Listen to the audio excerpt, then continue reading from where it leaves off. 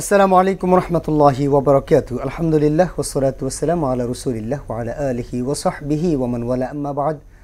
প্রিয় দর্শক, এই মুহূর্তে টিভি সেটের সামনে দেশে কিংবা দেশের বাইরে যে যেখান থেকে যে মাধ্যমে আপনাদের প্রিয় চ্যানেল মোহনা টেলিভিশনের রমাদান মাসব্যাপী স্পেশাল আয়োজন ভীম লিকুইড নিবেদিত রমজানের তাৎপর্য অনুষ্ঠানটি দেখছেন, আপনাদের সকলকে স্বাগত জানাই আজকের পর্বে।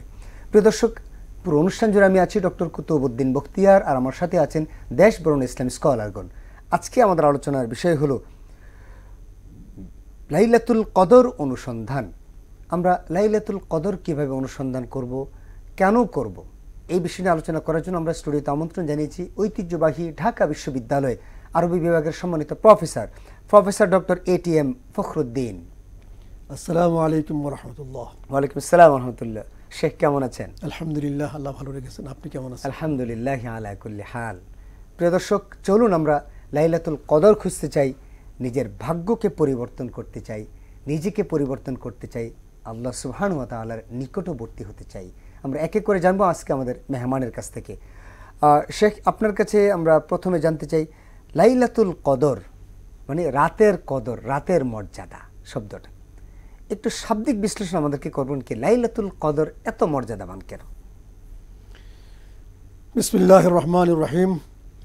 ধন্যবাদ আপনাকে এবং মহান রব্বুল আলামিনের কাছে কৃতজ্ঞতা প্রকাশ করছি আজকে এখানে লাইলাতুল কদর সম্পর্কে কিছু বলার সুযোগ পাওয়ার জন্য।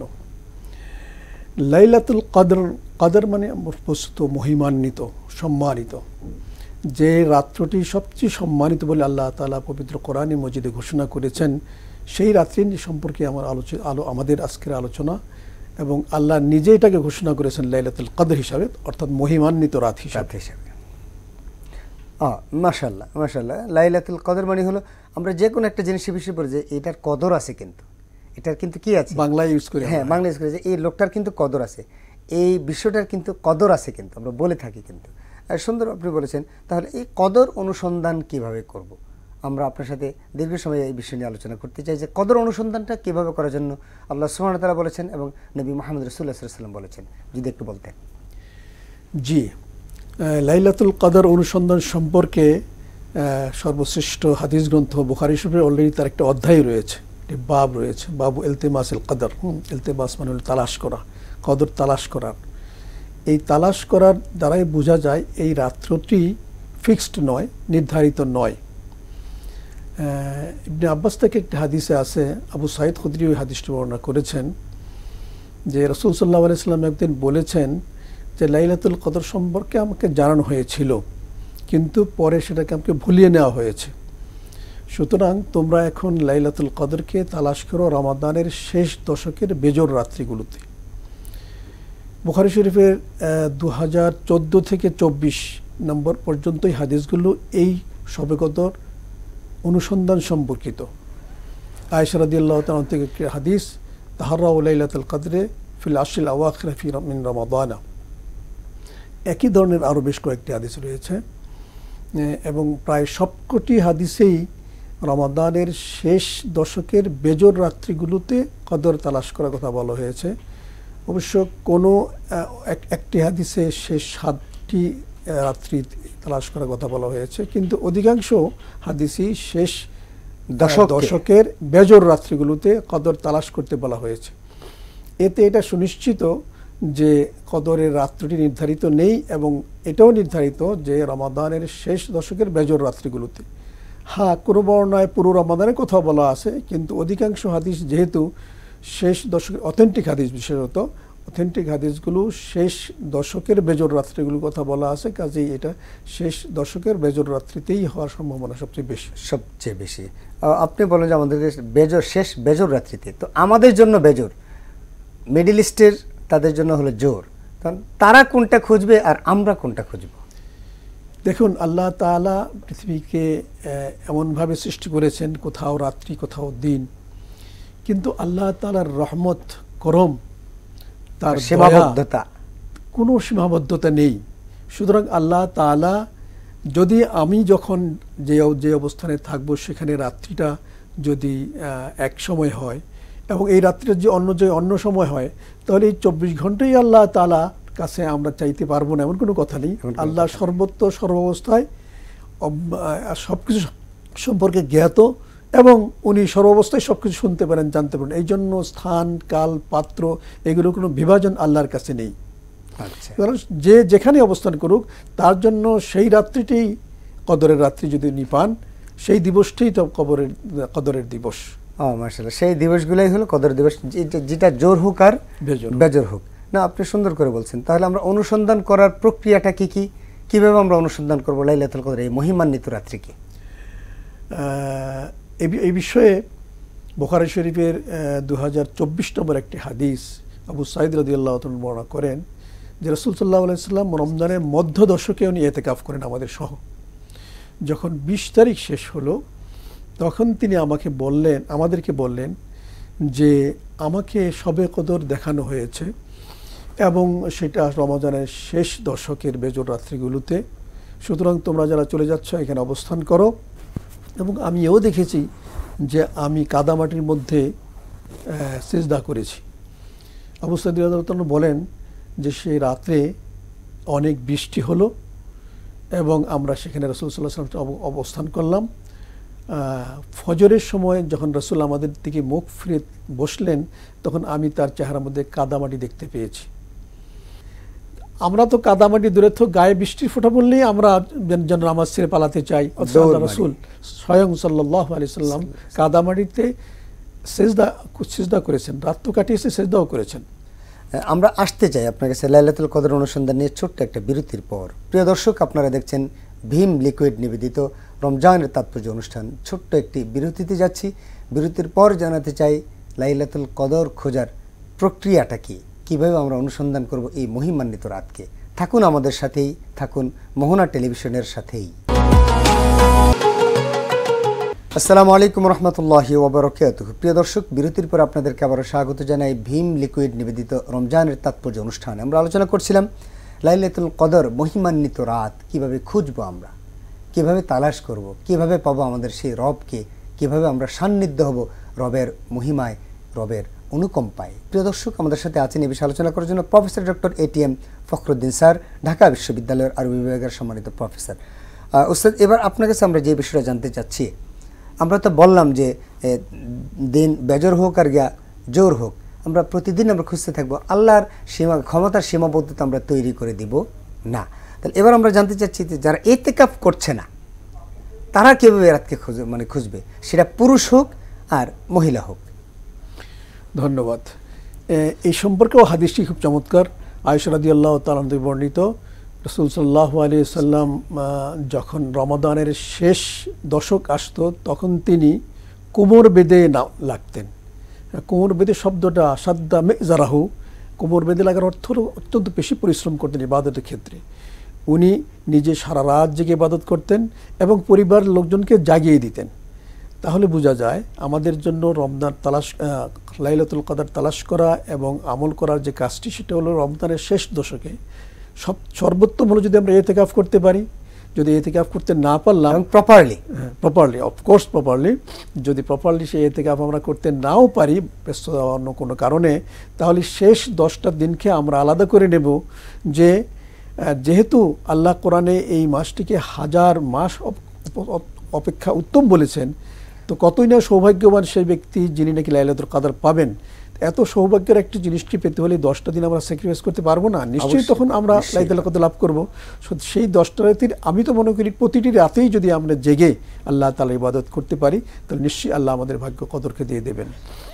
যারা আমরা সিয়াম পালন করছি না তারা আমরা শিডিউল করে নিব যে আসলে লাস্ট 10 দিনে আমি বাকি 10 দিন, বাকি 20 দিন যেটা করেছি, লাস্ট 10 দিন আমার একটা স্পেশাল শিডিউল থাকবে। প্রত্যেকটা কাজের একটা স্পেশাল লিস্ট থাকে, তো স্পেশাল শিডিউল থাকবে। কিন্তু আমরা তো অত্যন্ত দুঃখের বিষয়, লাস্ট রমাদানগুলোতে আমরা শুধু শপিংয়েই ব্যস্ত থাকি, উপচে পড়া ভিড়, শপিংয়ে ঢোকা যায় না। যদি একটু বলতেন। দুর্ভাগ্যজনক কথাটি আপনি বলেছেন, যেখানে আল্লাহ রসুল নিজে ইবাদতের জন্য কোমর বেঁধে রেখেছেন, ফ্যামিলি লোকদেরকে উনি জাগিয়ে তুলেছেন ইবাদতের জন্য, শপিংয়ের জন্য নয়। সেই ক্ষেত্রে আমরা কাটাই বাজারে। আমাদেরকে চলুন একটু নিজেদের সম্পর্কে রিয়েলাইজ করি যে আমরা কতটুকুন আখিরাতমুখী, কতটুকুন আমরা আল্লাহকে পেতে চাই। নিশ্চিতভাবে হ্যাঁ, বাজার সদাই আমাদের করতে হবে, কিন্তু বাজার সদাই ঈদে ভালো জামা কাপড় পরা উত্তম, কিন্তু সেটা তো সেই রকম ফরজ নয় যেটি আমাদের সালাতের মতো, সেরকম নয় যেরকম সিয়ামের মতো। তো সালাত এবং সিয়াম এরকম ফরজ কাজগুলো বাদ দিয়ে আমরা সেই উত্তম কাজটির দিকে দৌড়াচ্ছি। আল্লাহ পাক আমাদেরকে হেফাজত করুক। বিশেষত মহিলাদের ক্ষেত্রে এই লাইলাতুল কদরের ব্যাপারে বলবো, ইভেন অসুস্থও যদি থাকেন তবু তারা হয়তো সালাত আদায় করবেন না, কিন্তু আল্লাহকে তো ডাকতে পারেন, তাতে কোনো অসুবিধা নেই। যেমন আয়েশা রাদিয়াল্লাহু তাআলার একটি হাদিস, উনি রাসূল সাল্লাল্লাহু আলাইহি ওয়াসাল্লাম জিজ্ঞেস করেছেন, যদি আমি লাইলাতুল কদর পেয়ে যাই তাহলে আমি কি করব? আল্লাহ রাসূল তখন তাকে বলেছেন এই দোয়াটি পড়বে, আল্লাহুম্মা ইন্নাকা আফুউন তুহিব্বুল আফওয়া ফাআফু আন্নি।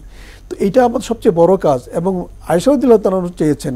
তো মহিলাদের জন্য এটা বেশি প্রয়োজন যে ওনারা সুস্থ থাকলে ভালো কথা, সালাতে কাটাবেন, তেলাওয়াতে কাটাবেন, তাসবিহাতে কাটাবেন।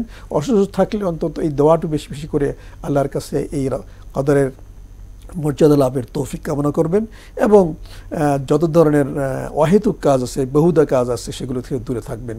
বিশেষত আমি বলবো রমাদানে আমরা যেন ফরজ কাজগুলোর দিকে বেশি খেয়াল করি, হারামগুলো থেকে বেঁচে থাকতে চেষ্টা করি, গীবত থেকে বেঁচে থাকতে চেষ্টা করি, এবং এমন কাজ যে কাজগুলো আমাদের রমাদানের যে মর্যাদা তা ক্ষুণ্ণ করে তা থেকে বিরত থাকতে পারে। আমাদের মা বোনদের যে মাসিক যে অসুস্থতাটা রয়েছে সেটা যদি সে লাস্ট দশকে যদি হয়, তাহলে শুধুমাত্র সালাত এবং কোরআন মাজিদ স্পর্শ করা ছাড়া বাকি আমলগুলো তো জারি থাকা যায়, সেটা তারা করতে পারেন। সেটা অবশ্যই আমাদের মা বোনেরা সেই বিষয়ে তারা নজর দিবেন। আমরা আসতে চাই এই বিষয়গুলি নিয়ে আরেকটু কথা, ছোট্ট একটা বিরতির পর। প্রিয় দর্শক, আপনারা দেখছেন ভীম লিকুইড নিবেদিত রমজানের তাৎপর্য অনুষ্ঠানটি। আমরা ছোট্ট একটু বিরতিতে যাচ্ছি।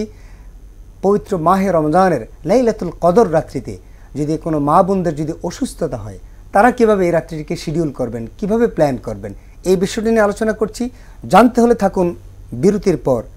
ফিরে আসছি কিছুক্ষণের মধ্যেই ইনশাআল্লাহ। আসসালামু আলাইকুম রহমতুল্লাহি ওয়া বারাকাতুহু। প্রিয় দর্শক, বিরতির পর আপনাদেরকে আবারও স্বাগত জানাই ভীম লিকুইড নিবেদিত রমাদানের তাৎপর্য অনুষ্ঠান। প্রিয় দর্শক, আজকে আমরা আলোচনা করছি কিভাবে লাইলাতুল কদর বা মহিমান্বিত রাত খোঁজার কৌশল, প্রক্রিয়াটা কী হবে, কীভাবে আমরা পাবো। আমাদের সাথে আছেন professor doctor ATM Fakhruddin, Dhaka বিশ্ববিদ্যালয়। ওস্তাদ, এবার আপনার কাছে আমরা জানতে চাচ্ছি, আমাদের মা বোনদের জন্য শুধু সালাত এবং কোরআন মাজিদ স্পর্শ ছাড়া বাকি ইবাদতগুলো কিন্তু তাদের জন্য করা কিন্তু বৈধ, তারা প্ল্যান করে নিতে পারেন। ইন্নানিল্লাহ, আমাদেরকে হতাশ করে লাস্টের 10 দিন আপনি শপিং মলগুলোতে অধিকাংশ আপনি মহিলা পাবেন, তাদেরকে আপনি জায়গা দিতে পারবেন না, এবং ছোট ছোট বাচ্চা, কোলের বাচ্চাদেরকে নিয়েও কিন্তু আমরা এই শপিং মলের মধ্যে আসি, অথচ লাইলাতুল কদরের আমাদের কোনো খোঁজ নাই, সালাতের খোঁজ নাই, সিয়ামের খোঁজ নাই, কিয়ামের খোঁজ নাই। যদি একটু বলতেন। জি মোহতারাম, আমি আবারও বলছি, এটা অত্যন্ত দুঃখজনক মুসলিম দেশের আমাদের মা বোনদের জন্যে, যে যেখানে আমাদেরকে রমাদানের কে নিয়ে ব্যস্ত থাকা প্রয়োজন ছিল। একটি স্পষ্ট হাদিস আমরা সকলেই জানি, রমাদান পেয়ে যদি কেউ গুনাহ না মাফ করাতে না পারে, সে ধ্বংসের ধারপ্রান্ত ধ্বংস হয়ে যাবে তার। আমিন বলছেন রাসূল। তো সেই ক্ষেত্রে এই বোধটি যদি আমরা আমাদের মধ্যে জাগ্রত করতে পারি যে আমাদের এই রমাদান শেষ হওয়ার আগে আমাদের গুনাহ মুক্তি হতে হবে, তাহলে সেই ক্ষেত্রে আমরা অবশ্যই সচেতন হব। আমি অনুরোধ করব আমাদের মা বোনদের, আপনারা বিশেষত রমাদানের শেষ দশকে যারা সুস্থ আছেন অবশ্যই সমস্ত আমালগুলো করবেন। যারা অসুস্থ, যদি প্রাকৃতিকভাবে সেটা ঘটেও যায়, সেই ক্ষেত্রে সেখানে কিছু করণীয় নাই, মেনে নিতে হবে। যেমন একটি হাদিস আমরা জানি, আয়েশা রাদিয়াল্লাহু তাআলা হজের সফরে তিনি মাসিক অসুস্থতায় পতিত হয়েছিলেন। আল্লাহ রাসূল তাকে বলেছেন যে তাওয়াব ব্যতীত সমস্ত আমল তুমি আমাদের সাথে করতে থাকবে। তার মানে আমাদের ব্যতীত কোন আমল ব্যতীত? তাওয়াফে জিয়ারা, যেটা ফরজ তাওয়াফ। তো যেহেতু ওইটা সালাতের মতো ফরজ একটি আমল, সেই জন্য ওইটা করতে ওনাকে নিষেধ করেছেন। মানে অপবিত্র অবস্থায় কেউ তাওয়াফ করতে পারবেন না। তো ঠিক তেমনি সালাত ফরজ কাজটি করবেন না। সিয়ামের ক্ষেত্রেও তো মহিলাদের ভাঙ্গার অনুমতি আছে, কিন্তু সেটাও আড়ালে থাকাটা উচিত, সবার সামনে না খাওয়া। তো অন্যান্য সমস্ত আমলের দরজাও তার জন্য খোলা। আল্লাহর কাছে ক্ষমা প্রার্থনা এবং যত ধরনের দোয়া, তাসবিহাত, জিকির, এই সব কিছুই তিনি করতে পারেন। এমনকি মুখস্থ কোরআন তেলাওয়াত যেটি একজন মা তারা অল্প সময়ে যে সওয়াবগুলো পালন করতে পারেন, তিনি তার বাসার মধ্যে কোরআন মাজিদের সুন্দর একটা ডিভাইস উনি চালু করে দিতে পারেন। ওনার যদি টেলিভিশন থাকে, টেলিভিশনের ইউটিউব থেকে সুন্দর কোরআন মাজিদ কারি মাহির আল মুআইকিলি সহ বিভিন্ন কারিদের খুব চমৎকার সুললিত কণ্ঠে তেলাওয়াত আছে, তেলাওয়াত ছেড়ে দিয়ে উনি বাসার কাজগুলো করতে পারেন। কানটা খাড়া রাখতে পারেন তেলাওয়াতের প্রতি। তারপরে যারা রোজাদার আছে তাদের জন্য ইফতার তৈরি করে দিতে পারেন। তারপরে বাচ্চাদের জন্য বাচ্চাদের যে হকগুলো রয়েছে, তাদের পড়াশোনাগুলো রয়েছে, সেটা করতে পারেন। হাজব্যান্ড তার রয়েছে, হাজব্যান্ডের যে হকগুলো আছে সেগুলো উনি প্রপারলি করতে পারেন। এগুলোতে কিন্তু ওনার জন্য কিন্তু অনেক সওয়াব রয়েছে। পাশাপাশি উনি আল্লাহর কাছে বলুন যে আল্লাহ, লাইলাতুল কদর আমার নসিব করো, আমি তো অপবিত্র, আমি তো সালাত পড়তে পারছি না, আমি তোমার নিকটবর্তী হতে শুধুমাত্র সালাত ছাড়া বাকি সবগুলো বিষয় তো নিকটবর্তী হতে পারি, হ্যাঁ নিকটবর্তী হতে পারে। ওইজা তুলিয়াত আলাইহিম আয়াতুহু জাদাতহুম ঈমানা, যখন তাদের নিকট কোরআন মাজিদ থেকে তেলাওয়াত করা হয় তখন তাদের ঈমানগুলো বৃদ্ধি পেয়ে যায়। চাইলে তারা বিশেষ করে কোরআন মাজিদ শুনতে পারেন। তারপর অন্যান্য কাজগুলো তারা রোজাদারদের যে আয়োজনগুলো সেগুলো তারা করতে পারেন। নিশ্চয়ই আপনি সেটাই বলবেন। যে আমি আপনার সাথে একটু যোগ করতে চাই, সেটা হলো দুর্ভাগ্য এটাও আমাদের জন্য যে এটা কোরআনের মাস, শাহরু রমাদানিল্লাযী উনজিলা ফীহিল কোরআন, যে কোরআনটি আমাদের গাইড, হুদাল লিন্নাস, এবং রমাদানের এই মর্যাদা কোরআনের কারণে সেই কোরআন থেকে আমরা অনেক দূরে। তা এবং এই বর্তমান প্রায় 170 কোটির বা কাছাকাছি তার মুসলমানদের আমি বলবো অর্ধেকই শুদ্ধভাবে কোরআনটি পড়তেও পারেন না। যারা পড়তে পারেন তাদের অর্ধেক নয় তারও কম এটার অর্থও জানেন না, অথচ এটাকে আমরা মেনে চলার জন্য আমাদের পথ প্রদর্শক। আমার একটা রিকোয়েস্ট এখানে থাকবে আপনার সাথে কণ্ঠ মিলিয়ে, যে তেলাওয়াত অবশ্যই শুনবেন, কিন্তু যদি পূর্ণ মনোযোগ দিতে না পারেন, ওইদা তুলিয়াত আলাইহিমুল কোরআন না, ওইদা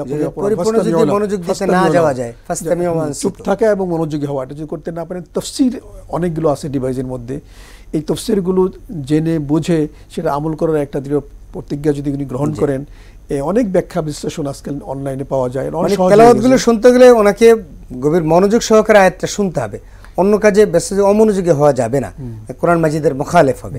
তাহলে কিন্তু উনি তাফসীর শুনতে পারছেন, একজন ইসলামী স্কলার আলোচনা শুনতে পারছেন, আমাদের এই আলোচনাগুলো তিনি শুনতে পারেন, মোহনা টিভির এই আলোচনাগুলো, উপকৃত হবেন। জি, উপকৃত হবেন, উনি সমৃদ্ধ হবেন।